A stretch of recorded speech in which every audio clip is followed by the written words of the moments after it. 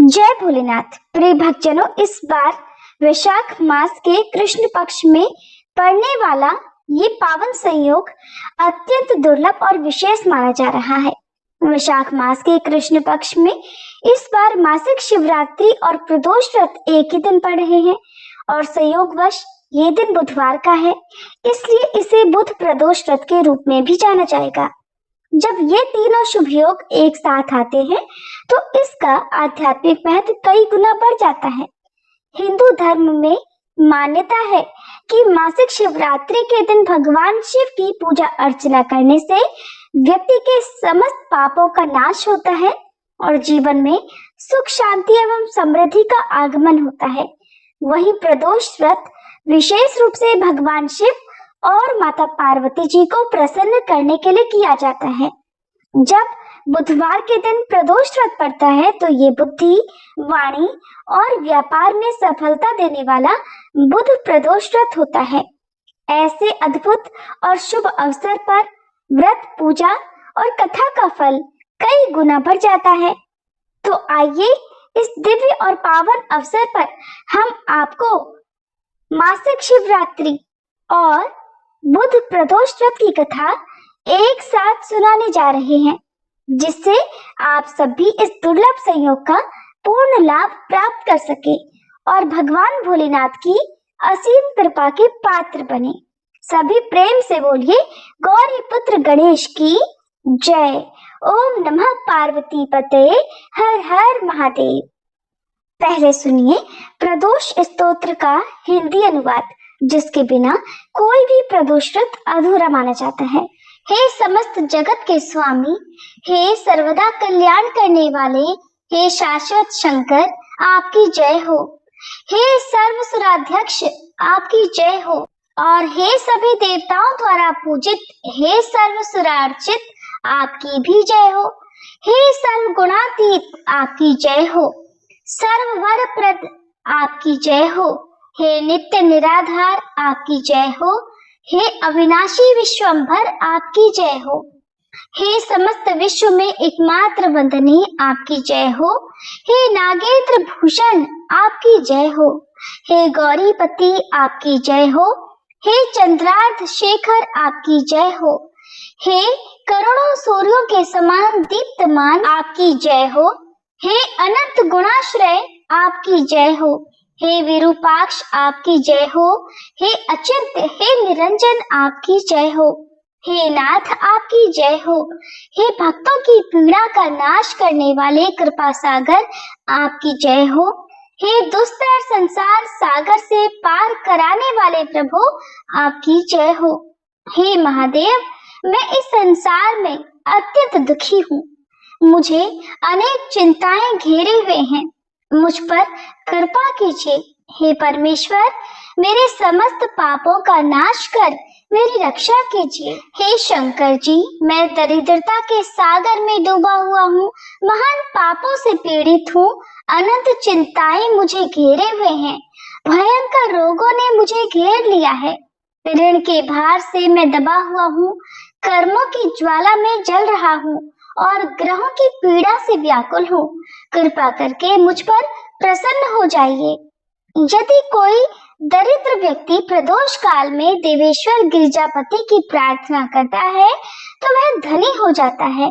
यदि कोई राजा प्रदोष काल में देव देवेश्वर भगवान शंकर की आराधना करता है तो वह दीर्घायु होता है, सदैव निरोग रहता है, उसके खजाने की वृद्धि होती है और उसकी सेना सुदृढ़ होती है। हे प्रभु, आपकी कृपा से मुझे भी नित्य आनंद की प्राप्ति हो, मेरे शत्रु क्षीण हो जाएं, मेरी प्रजा सदा सुखी रहे, चोर और डाकू नष्ट हो जाएं और राष्ट्र में समस्त जन समुदाय संकट मुक्त हो जाए, पृथ्वी पर दुर्भिक्ष, महामारी आदि कष्ट समाप्त हो जाएं, सभी प्रकार की फसलों में भरपूर उपज हो, दिशाएं सुखदायक हो जाए। इस प्रकार गिरिजापति भगवान शिव की आराधना करनी चाहिए। पूजा के अंत में ब्राह्मणों को भोजन कराना चाहिए, फिर उन्हें यथायोग्य दक्षिणा देकर सम्मानित करना चाहिए।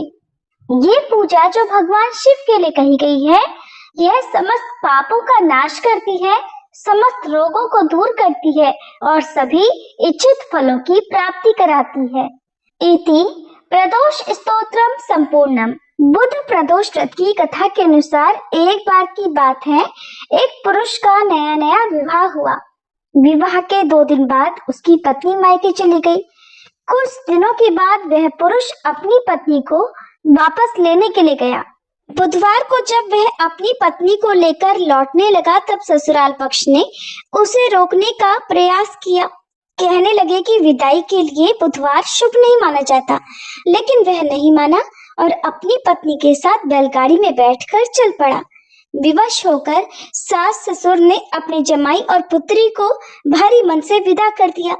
नगर के बाहर पहुंचने पर पत्नी को प्यास लगी। पुरुष लोटा लेकर पानी की तलाश में चल पड़ा। पत्नी एक पेड़ के नीचे बैठ गई। जब थोड़ी देर के बाद वह पुरुष पानी लेकर वापस आया तो उसने देखा कि उसकी पत्नी किसी से हंस हंस कर बातें कर रही है और उसी के लोटे से पानी भी पी रही है। ये देखकर वह तो क्रोधित हो गया। जब वह पास पहुंचा तो उसने देखा कि उस आदमी की शक्ल उसकी तरह ही है। पत्नी भी अपने सामने 2 एक जैसे पुरुषों को देखकर सोच में पड़ गई और देखते ही देखते वह दोनों पुरुष आपस में झगड़ा करने लगे। धीरे धीरे वहां भीड़ इकट्ठा हो गई। राजा के सिपाही भी आ गए। हम शक्ल आदमियों को देखकर वे भी हैरान हो गए। तब उन्होंने उस स्त्री से ही पूछा कि वह बताए कि उसका असली पति कौन है।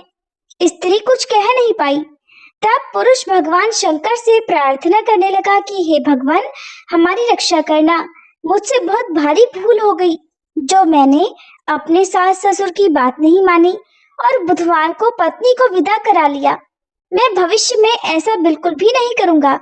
जैसे ही उस पुरुष की प्रार्थना पूरी हुई कि वह दूसरा व्यक्ति अंतर्ध्यान हो गया। पति पत्नी सकुशल अपने घर पहुंच गए। उसके बाद पति पत्नी ने नियम पूर्वक बुध प्रदोष व्रत रखना शुरू कर दिया। इस प्रकार बुध देव की कृपा से उस पुरुष के जीवन में आई बाधा दूर हो गई और उसका दाम्पत्य जीवन भी खुशहाल हो गया। ऐसी है बुध प्रदोष व्रत की महिमा। जो जिस भी कामना से भगवान शंकर को याद करता है उसकी वह कामना भगवान शंकर अपनी कृपा से पूर्ण कर देते हैं। भक्तजनों, मासिक शिवरात्रि की कथा सुनाने से पहले आप सभी को नागेश्वर ज्योतिर्लिंग की कथा भी सुनाते हैं। प्राचीन समय की बात है, दारुका नाम की एक प्रसिद्ध राक्षसी थी जो देवी पार्वती जी से वरदान प्राप्त कर अहंकार में चूर रहती थी। उसका पति दारुक महान बलशाली राक्षस था। उसने बहुत से राक्षसों को अपने साथ लेकर समाज में आतंक फैलाया हुआ था। वह यज्ञ हवन आदि शुभ कर्मों को नष्ट करता हुआ संत महात्माओं का संहार किया करता। वह प्रसिद्ध धर्मनाशक राक्षस था। पश्चिमी समुद्र के किनारे सभी प्रकार की संपदाओं से भरपूर 16 योजन विस्तार पर उसका एक वन था जिसमें वह निवास करता था। दारुका जहाँ भी जाती थी, वृक्षों और विविध उपकरणों से सुसज्जित वह वन भूमि अपने विलास के लिए साथ साथ ले जाती। महादेवी पार्वती ने उस वन की देखभाल का दायित्व दारुका को ही सौंपा था, जो कि उनके वरदान के प्रभाव से उसके ही पास रहता था। उससे पीड़ित आम जनता ने एक बार महर्षि औरव के पास जाकर अपना कष्ट सुनाया। शरणागतों की रक्षा का धर्म पालन करते हुए महर्षि औरव ने राक्षसों को शाप दे दिया। उन्होंने कहा, जो राक्षस इस पृथ्वी पर प्राणियों की हिंसा और यज्ञों का विनाश करेगा, उसी समय वह अपने प्राणों से हाथ धो बैठेगा। महर्षि औरव द्वारा दिए गए शाप की सूचना जब देवताओं को पता चली, तब उन्होंने दुराचारी राक्षसों पर चढ़ाई कर दी। राक्षसों पर भारी संकट आ पड़ा। यदि वे युद्ध में देवताओं को मारते हैं तो शाप के कारण स्वयं मर जाएंगे, और यदि उन्हें नहीं मारते हैं तो पराजित होकर स्वयं ही भूखों मर जाएंगे।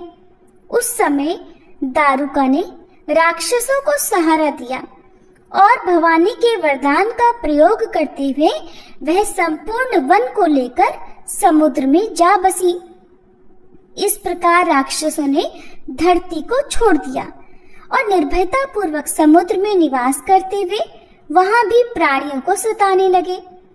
एक बार धर्मात्मा और सदाचारी सुप्रिय नामक शिव भक्त वैश्य था। जब वह नौका पर सवार होकर समुद्र में जलमार्ग से कहीं जा रहा था, उस समय दारुक नामक एक भयंकर बलशाली राक्षस ने उस पर आक्रमण कर दिया।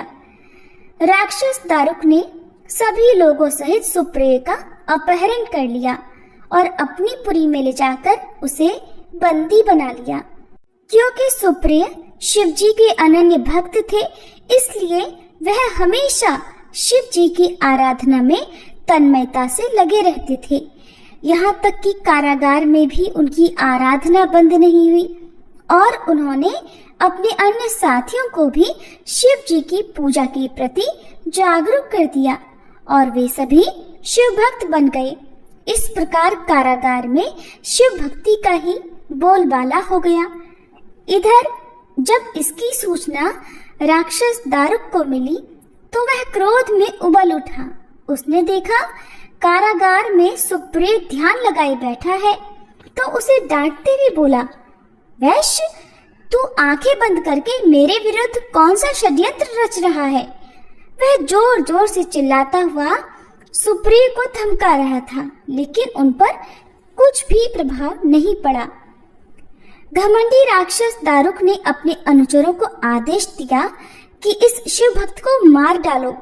अपनी हत्या के भय से भी सुप्रिय नहीं डरे और वह भयहारी संकट मोचक भगवान शिव को पुकारने में ही लगे रहे कि देव, आप ही हमारे सर्वस्व हैं, आप ही मेरे जीवन और प्राण हैं। इस प्रकार सुप्रिय वैश्य की प्रार्थना को सुनकर भगवान शिव एक बिल से प्रकट हो गए।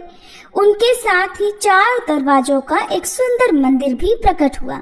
उस मंदिर के मध्य भाग में एक दिव्य ज्योतिर्लिंग प्रकाशित हो रहा था तथा शिव परिवार के सभी सदस्य भी उसके साथ साथ विद्यमान थे। वैश्य सुप्रिय ने शिव परिवार सहित उस दिव्य ज्योतिर्लिंग का दर्शन किया और पूजन किया। सुप्रिय के पूजन से प्रसन्न भगवान शिव ने स्वयं पाशुपतास्त्र लेकर प्रमुख राक्षसों को और उनके अनुचरों को तथा उनके सारे संसाधनों अस्त्र शस्त्रों को नष्ट कर दिया।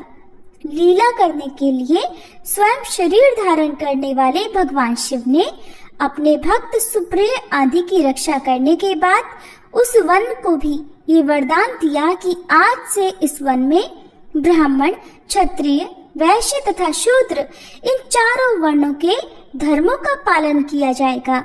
इस वन में शिव धर्म के प्रचारक श्रेष्ठ ऋषि मुनि ही निवास करेंगे और यहाँ तामसिक दुष्ट राक्षसों के लिए या इस प्रकार की प्रवृत्तियों के लिए कोई स्थान नहीं होगा। राक्षसों पर आए इस भारी संकट को देखकर राक्षसी दारुका ने दीन भाव से देवी पार्वती की स्तुति की। उसकी प्रार्थना से प्रसन्न माता पार्वती ने पूछा, बताओ मैं तेरा कौन सा प्रिय कार्य करूं?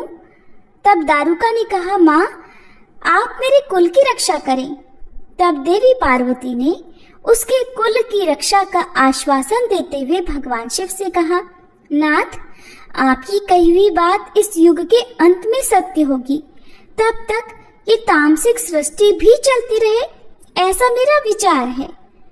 फिर माता पार्वती शिव जी से आग्रह करती हुई बोली कि प्रभु, मैं भी तो आपके आश्रम में रहने वाली हूँ, आपकी ही हूँ, इसलिए मेरे द्वारा दिए गए वचन को भी आप प्रमाणित करें।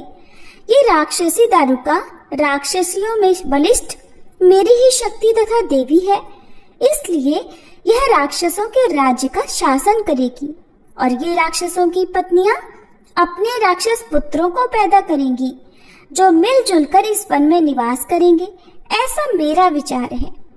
माता पार्वती के इस प्रकार के आग्रह को सुनकर भगवान शिव ने उनसे कहा, प्रिय, तुम मेरी भी बात सुनो। मैं भक्तों का पालन और उनकी सुरक्षा के लिए प्रसन्नता पूर्वक इस वन में निवास करूंगा। जो मनुष्य वर्णाश्रम धर्म का पालन करते हुए श्रद्धा भक्ति पूर्वक मेरा दर्शन करेगा वह चक्रवर्ती राजा बनेगा। कलयुग के अंत में तथा सतयुग के प्रारंभ में महासेन का पुत्र वीरसेन राजाओं का महाराज होगा। वह मेरा परम भक्त तथा बड़ा पराक्रमी होगा। जब वह इस वन में आकर मेरा दर्शन करेगा उसके बाद वह चक्रवर्ती सम्राट हो जाएगा। इसके बाद बड़ी बड़ी लीलाएं करने वाले शिव पार्वती जी ने आपस में हास विलास की बातें की और वहीं पर स्थित हो गए। इस प्रकार शिव भक्तों के प्रिय ज्योतिर्लिंग स्वरूप भगवान शिव नागेश्वर कहलाए और देवी पार्वती भी नागेश्वरी के नाम से विख्यात हुई। इस प्रकार शिव ज्योतिर्लिंग के रूप में प्रकट हुए हैं जो तीनों लोगों की कामनाओं को पूर्ण करने वाले हैं। नागेश्वर ज्योतिर्लिंग के दर्शन करने के बाद जो मनुष्य उसकी उत्पत्ति और महात्म्य संबंधी कथा को सुनता है वह समस्त पापों से मुक्त हो जाता है तथा संपूर्ण भौतिक और आध्यात्मिक सुखों को प्राप्त करता है तथा उसके सर्प दोष आदि सभी दोष भी दूर हो जाते हैं। सभी प्रेम से बोलिए नागेश्वर ज्योतिर्लिंग की जय। पूर्व समय में चित्रभानु नामक एक शिकारी था। जानवरों की हत्या करके वह अपने परिवार को पाला करता था। वह एक साहूकार का कर्जदार था, लेकिन उसका ऋण समय पर चुका नहीं सका। इसलिए क्रोधित होकर साहूकार ने शिकारी को शिव मठ में बंदी बना लिया। संयोग से उस दिन शिवरात्रि थी। शिकारी ध्यान मग्न होकर शिव संबंधी धार्मिक बातें सुनता रहा। चतुर्दशी को उसने शिवरात्रि व्रत की कथा भी सुनी। शाम होते ही साहूकार ने उसे अपने पास बुलाया और ऋण चुकाने के विषय में बात की।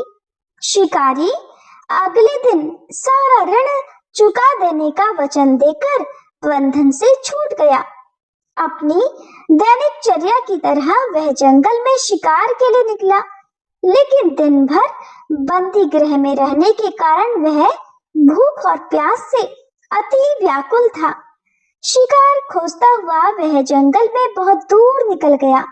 जब अंधकार हो गया तब उसने विचार किया कि अब तो रात जंगल में ही बितानी पड़ेगी। तब वह वन में एक तालाब के किनारे एक बेल के पेड़ पर चढ़कर रात बीतने का इंतजार करने लगा। बेल वृक्ष के नीचे शिवलिंग था जो कि बिल्व पत्रों से ढका हुआ था।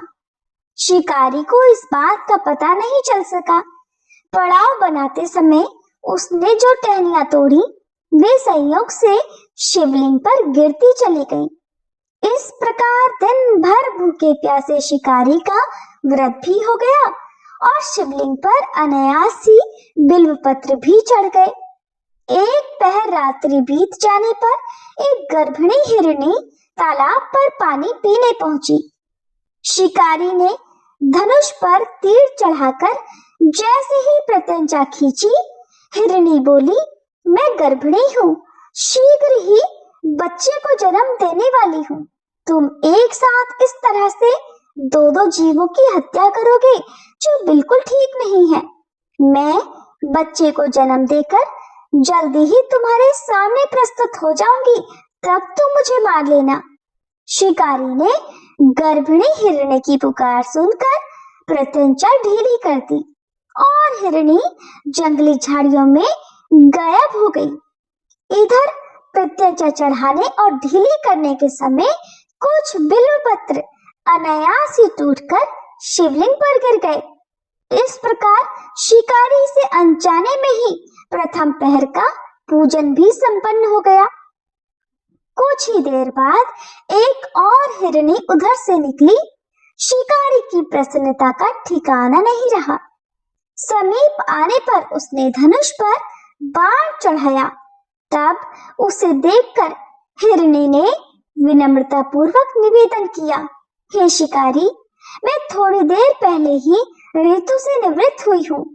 कामातुर विरहिणी हूँ मैं और अपने प्रिय की खोज में भटक रही हूँ। मैं अपने पति से मिलकर शीघ्र ही तुम्हारे पास आ जाऊंगी, तब तो मुझे मार लेना। शिकारी ने उसे भी जाने दिया। 2 बार शिकार को खोकर अब उसका माथा ठनका और वह चिंता में पड़ गया। रात्रि का आखिरी पहर बीत रहा था। इस बार भी धनुष से लगकर कुछ बेलपत्र शिवलिंग पर जा गिरे तथा दूसरे पहर की पूजा भी अनजाने में ही संपन्न हो गई। तभी एक अन्य हिरणी अपने बच्चों के साथ उधर से निकली। शिकारी के लिए यह स्वर्णिम अवसर था। उसने धनुष पर तीर चढ़ाने में बिल्कुल भी देर नहीं लगाई और वह उन पर तीर छोड़ने ही वाला था कि हिरणी बोल उठी, हे शिकारी, मैं इन बच्चों को इनके पिता के हवाले करके लौट आऊंगी, इस समय मुझे मत मारो। शिकारी सुनकर हंसा और बोला, सामने आए शिकार को छोड़ दूं? मैं ऐसा मूर्ख नहीं। इससे पहले भी मैं 2 बार अपना शिकार खो चुका हूँ और मेरे बच्चे भी तो भूख प्यास से व्याकुल हो रहे होंगे। उत्तर में हिरनी ने फिर कहा, जैसे तुम्हें अपने बच्चों की ममता सता रही है, ठीक वैसे ही मुझे भी। इसलिए हे शिकारी, मेरा विश्वास करो, मैं इन्हें इनके पिता के पास छोड़कर तुरंत लौटने की प्रतिज्ञा करती हूँ। हिरणी का दुख भरा स्वर सुनकर शिकारी को उस पर दया आ गई। उसने उस हिरणी को भी जाने दिया। इधर शिकार के अभाव में तथा दिन भर भूख प्यास से व्याकुल शिकारी अनजाने में ही बेल वृक्ष पर बैठा बेलपत्र तोड़ तोड़ कर नीचे फेंकता जा रहा था। पौ फटने को हुई तो एक हष्ट पुष्ट मृग उसी रास्ते पर आया। अब की बार तो शिकारी ने सोच लिया था कि चाहे कुछ भी हो जाए, वह अपना शिकार अवश्य करेगा। इधर शिकारी की तनी प्रत्यंचा देखकर वह हिरण विनीत स्वर में बोल उठा, हे शिकारी, यदि तुमने मुझसे पहले आने वाली 3 हिरनियों और उसके छोटे छोटे बच्चों को मार डाला है तो मुझे भी मारने में बिल्कुल देर मत करो, ताकि मुझे उनके वियोग में एक क्षण का भी दुख सहना ना पड़े, क्योंकि मैं उन हिरनियों का पति हूँ। और अगर तुमने उन्हें जीवन दान दिया है तो कृपया मुझे भी कुछ क्षण का जीवन देने की कृपा करो। मैं उनसे मिलकर तुम्हारे सामने जल्दी ही उपस्थित हो जाऊंगा। हिरण की यह बात सुनते ही शिकारी के सामने पूरी रात का घटनाचक्र घूम गया। उसने सारी कथा उस हिरण को सुना दी। तब हिरण ने कहा, मेरी तीनों पत्नियां जिस प्रकार प्रतिज्ञा करके यहाँ से गई हैं, मेरी मृत्यु होने से वे अपने धर्म का पालन नहीं कर पाएंगी। इसलिए हे शिकारी, जैसे तुमने उन्हें विश्वास पात्र मानकर छोड़ा है, वैसे ही मुझे भी जाने दो और मैं उन सब के साथ तुम्हारे सामने शीघ्र ही उपस्थित हो जाऊंगा। मैं तुम्हें वचन देता हूँ। उसकी बात सुनकर शिकारी ने उसे भी जाने दिया। इस प्रकार प्रातः हो आई। इस प्रकार उपवास, रात्रि जागरण तथा शिवलिंग पर बेलपत्र चढ़ने से अनजाने में ही शिवरात्रि की पूजा भी पूर्ण हो गई। पर अनजाने में ही की हुई पूजन का परिणाम उसे तत्काल मिल गया और उस शिकारी का हिंसक हृदय निर्मल हो गया। उसमें करुणा भर गई, भगवत भक्ति का वास हो गया और थोड़ी ही देर बाद वह हिरण पूरे परिवार के सहित उस शिकारी के सामने उपस्थित हो गया ताकि वह उनका शिकार कर सके। किंतु जंगली पशुओं की ऐसी सत्यता, सात्विकता और सामूहिक प्रेम भावना देखकर अब शिकारी को बड़ी आत्मग्लानि हुई और उसने उस मृग परिवार को जीवन दान दे दिया। अनजाने में शिवरात्रि के व्रत का पालन करने पर भी शिकारी को मोक्ष की प्राप्ति हुई और जब मृत्यु काल में यमदूत उसके प्राणों को ले जाने आए, तब शिव गणों ने उन्हें वापस भेज दिया तथा शिकारी को वे सम्मान सहित अपने शिवलोक में ले गए और भगवान शिव की कृपा से ही अपने इस जन्म में वह राजा चित्रभानु अपने पिछले जन्म को याद रख पाए तथा महाशिवरात्रि के महत्व को जानकर उसका अगले जन्म में भी पालन कर पाए। प्रिय भक्तजनों, ये थी मासिक शिवरात्रि की कथा। सभी प्रेम से बोलिए भोले शंकर भगवान की जय। अब सुनिए भोलेनाथ की आरती। ओम जय शिव ओमकारा, स्वामी जय शिव ओमकारा, ब्रह्मा विष्णु सदा शिव अर्धांगी धारा।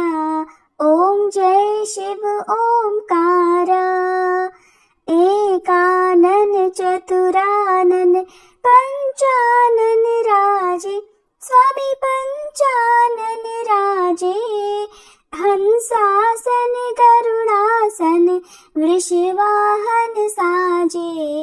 ओम जय शिव निरखता त्रिभुवन जो भुज चार चतुर्भुज शिव दस भुज अति सोहे, अक्षमाला अति सोहे, मुंडमाला धारी, स्वामी मुंडमाला धारी, चंदन मृग मद सोहे, भाले शशिधारी।